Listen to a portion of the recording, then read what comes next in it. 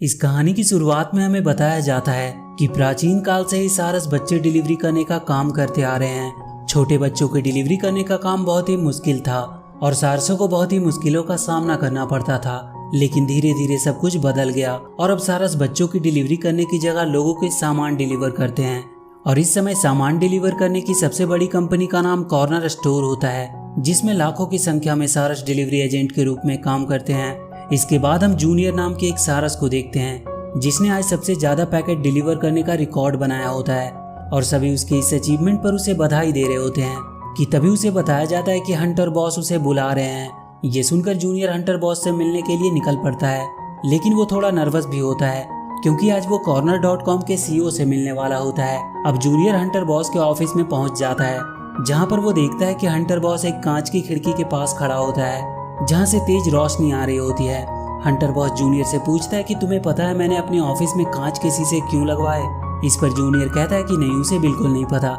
ये सुनकर Hunter boss junior को अपने पास बुलाता है और बाहर दिखाते हुए कहता है कि बाहर से कोई बर्ड्स उन्हें नहीं देख सकता, पर वो यहाँ अंदर से सारे बर्ड्स पर अपनी निगरानी कर सकता है और बहुत ही जल्द ये जिम्मेदारी उसे दे दी जाएगी क्योंकि उसके काम को देखते हुए इस कंपनी का नया CEO उसे बनाया जाने वाला है। ये सुनकर जूनियर बहुत खुश होता है। इसके बाद हंटर बॉस जूनियर को एक कहानी सुनाता है।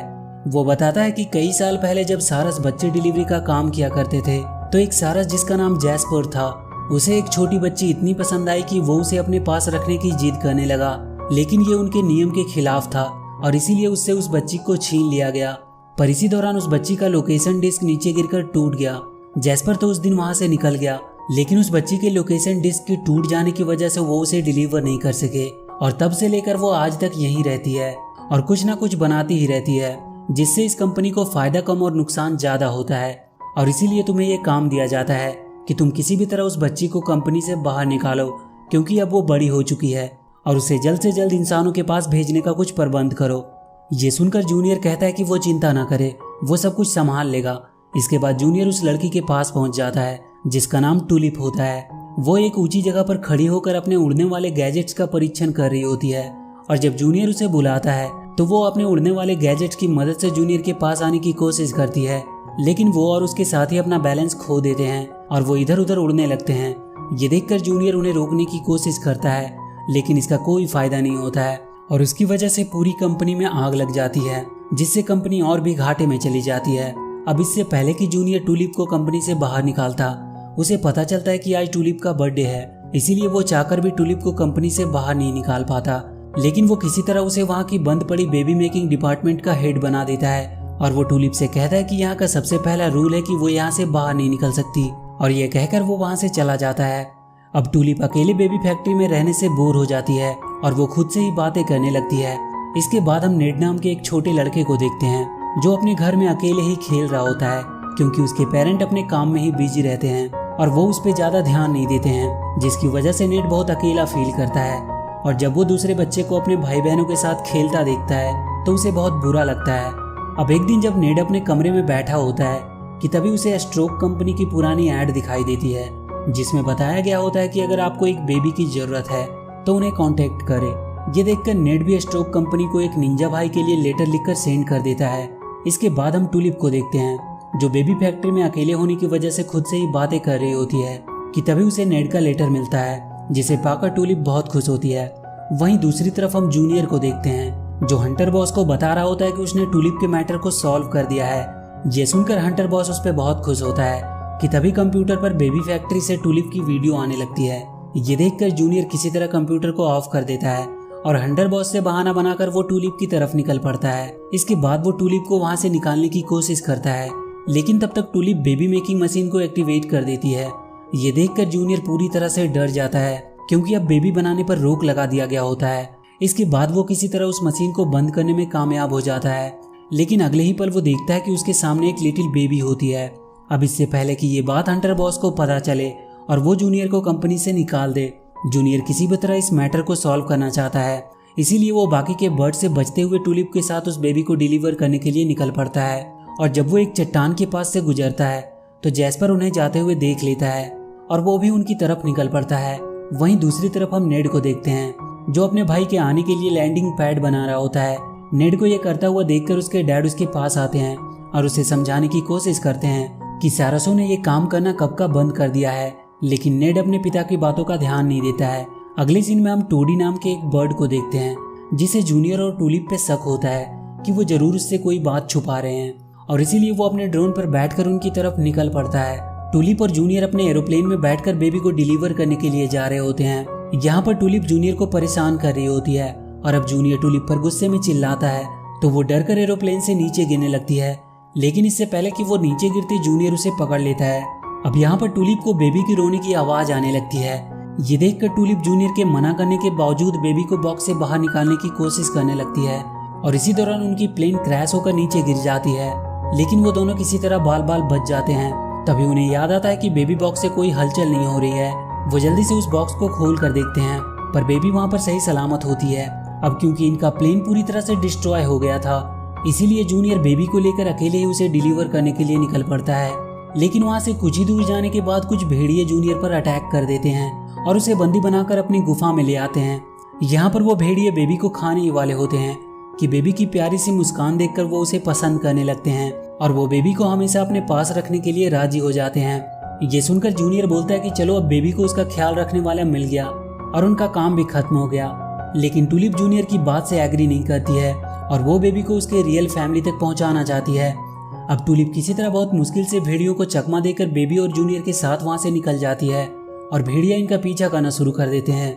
वो भेड़िए बहुत दूर तक इनका पीछा करते हैं, लेकिन ये लोग किसी तरह से भेड़ियों से पीछा छुड़ाने में कामयाब हो जाते हैं। यहाँ पर जैस्पर भी होता है जो ये सब देख रहा होता है और वो माई बेबी बोलकर एक बार फिर छोटी बच्ची का पीछा करने लगता है। दूसरी तरफ हम नेड को देखते हैं जो अपने डैड के साथ अपने भाई के लिए हेलीपैड बना रहा होता है। तभी वहाँ पर नेड की मॉम आ जाती है जो नेड को अपने डैड के साथ ऐसा करते हुए देखकर हैरान हो जाती है। यहाँ पर नेड के डैड उसकी मॉम को समझाते हैं कि उन्हें नेड के साथ कुछ समय बिताना चाहिए और उसे प्यार करना चाहिए। ये सुनकर नेड की मॉम भी उनका साथ देने लगती है। वहीं दूसरी तरफ हम टूलिप और जूनियर को देखते हैं जो बेबी को चुप कराने और उसका देखभाल करने में लगे होते हैं। अगले सीन में हम टोडी को देखते हैं जो जूनियर और टूलिप का पीछा करते हुए कुछ जानवरों के ग्रुप से मिलता है और वो उनसे जूनियर के बारे में पूछता है, लेकिन वो जानवर टोडी को कुछ नहीं बताते क्योंकि उन्हें कुछ पता नहीं होता है। इसके बाद हम जूनियर और टूलिप को देखते हैं जो बेबी का ख्याल रखने में बिजी ही होते हैं। यहाँ पर टूलिप जूनियर को ये बताती है कि उसे लगता है कि एक ना एक दिन उसके भी रियल पेरेंट जरूर मिल जाएंगे और इसीलिए वो अपने टूटे हुए लोकेशन डिस्क को लॉकेट बनाकर हमेशा अपने पास रखती है। टूलिप की बातें सुनकर जूनियर थोड़ा इमोशनल हो जाता है और वो टूलिप को विश्वास दिलाता है कि एक ना एक दिन उसके पेरेंट जरूर मिलेंगे। वहीं दूसरी तरफ हम टोडी को देखते हैं जो एक दूरबीन की मदद से जूनियर और टूलिप को उस बेबी के साथ देख लेता है और वो ये बात जाकर अपने बॉस को बता देता है। जूनियर का बॉस ये सुनते ही अपने हेलीकॉप्टर में बैठकर जूनियर को इस डिलीवरी देने से रोकने के लिए निकल पड़ता है। वहीं दूसरी तरफ नेड के माता पिता भी उसके साथ टाइम स्पेंड कर रहे होते हैं और वो नेड के आने वाले भाई के लिए घर को सजाने में उसकी मदद कर रहे होते हैं। इसके बाद हम टोडी को देखते हैं जो अपने कंप्यूटर की मदद से उस बेबी के डिलीवरी एड्रेस को चेंज कर देता है और इसके बाद हम जूनियर और टूलिप को देखते हैं जो उस बेबी को लेकर एक बंदरगाह पर पहुंचते हैं जहां पर सिक्योरिटी गार्ड भी होते हैं। उन्हें बेबी को डिलीवर करने के लिए उन सबसे होकर गुजरना होता है। अब ये लोग किसी तरह गार्ड से छुटते हुए आगे बढ़ ही रहे होते हैं कि तभी वहां पर भेड़िए भी आ जाते हैं जो एक वैन का रूप लेकर टूलिप से बेबी को छीनकर वहां से भागने लगते हैं।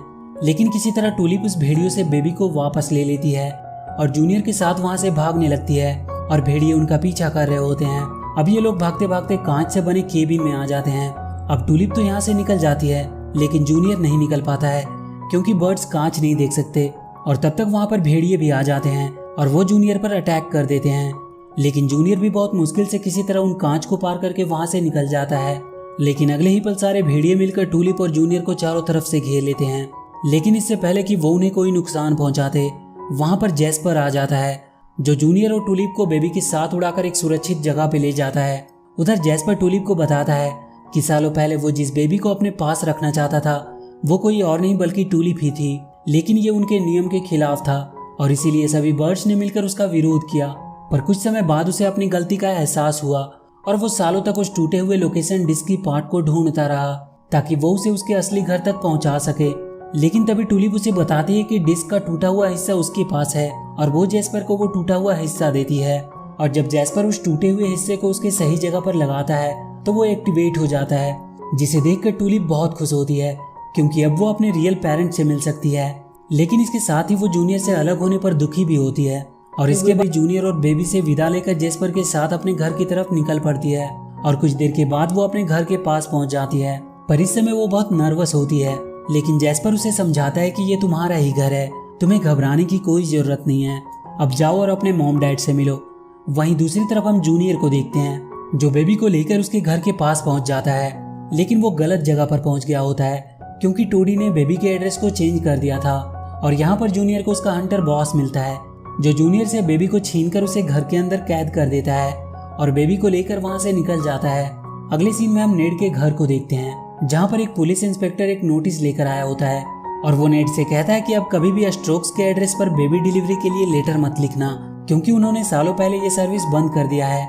यहाँ पर नेड के मॉम डैड भी उसे समझाते हैं और कहते हैं कि हमें पता है कि तुम्हें बुरा लगा है, लेकिन वास्तविकता तो यही है कि अब स्ट्रोक्स बेबी डिलीवरी नहीं करते।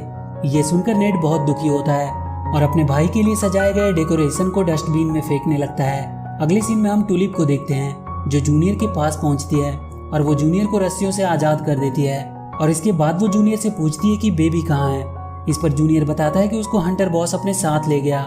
ये सुनकर टुलिप अपना दिमाग दौड़ाती है और कॉर्नर के वेबसाइट से एक बड़ा सा बॉक्स ऑर्डर करती है और इसके बाद वो उस बॉक्स को रिटर्न भी कर देती है और इस प्रकार ये दोनों उस बॉक्स की मदद से कॉर्नर फैक्ट्री में आ जाते हैं जहाँ पर चारों तरफ काफी भीड़ होती है क्योंकि आज हंटर एक नया प्रोडक्ट लॉन्च करने वाला होता है।